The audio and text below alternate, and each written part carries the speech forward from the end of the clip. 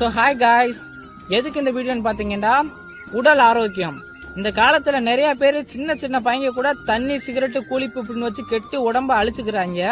நிறைய பேர் பணம் அந்த பணத்தை எப்படி சம்பாதிக்கலாம், அந்த பணத்தை எந்த வழியிலலாம் போனால் சம்பாதிக்கலாம்னு பார்த்து அந்த பாதையிலே ஓடுறாங்களே தவிர அந்த பணத்தை நம்ம பின்னாடி செலவிடணும்டா.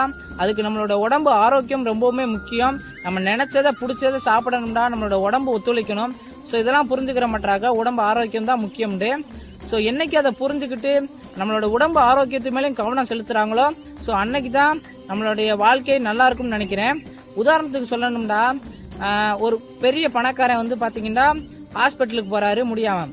அங்கே என்ன சொல்கிறாங்கடா, உங்களுக்கு சர்க்கரை நோய், நீங்கள் டெய்லியுமே இந்த டேப்லெட்லாம் சாப்பிடுங்க, டெய்லி ஒரு 30 நிமிஷம் வாக் பண்ணுங்க அப்படின்னு சொல்லுவாங்களே தவிர எந்த ஒரு டாக்டருமே நீங்கள் உங்களுக்கு சர்க்கரை நோய் வந்துருச்சு, நீங்கள் டெய்லியுமே நீங்கள் சம்பாரிச்சு வச்ச பணத்துலேருந்து ஒரு கெட்டை எடுத்து சாப்பிடுங்க அப்படின்னு யாருமே சொல்ல மாட்டாங்க.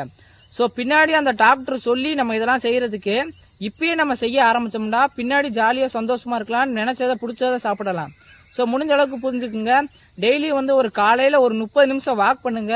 இந்த 30 நிமிஷம் நீங்கள் வாக் பண்ணும்போது இந்த இயற்கை உங்களுக்கு நிறைய கற்றுக் கொடுக்கும். குளிர்ந்த காற்று கிடைக்கும், ஆரோக்கியமான காற்று கிடைக்கும், சூரிய ஒளி நம்ம மேலே வந்து படும், பறவைகள்லாம் தங்களுக்கு தேவையான இரையை தேடி காலையில் போகும். ஸோ இதெல்லாம் பார்க்கறதுக்கு ரொம்பவுமே அருமையாக இருக்கும். இதை பார்க்கும்போது நம்மளோட மனசுக்கு ஒரு அமைதி கிடைக்கும். அந்த அமைதி நம்மளோட வாழ்க்கையில் நம்ம அடுத்து என்ன பண்ணலாம் அப்படின்ற ஒரு வழிகாட்டியாக இருக்கும்.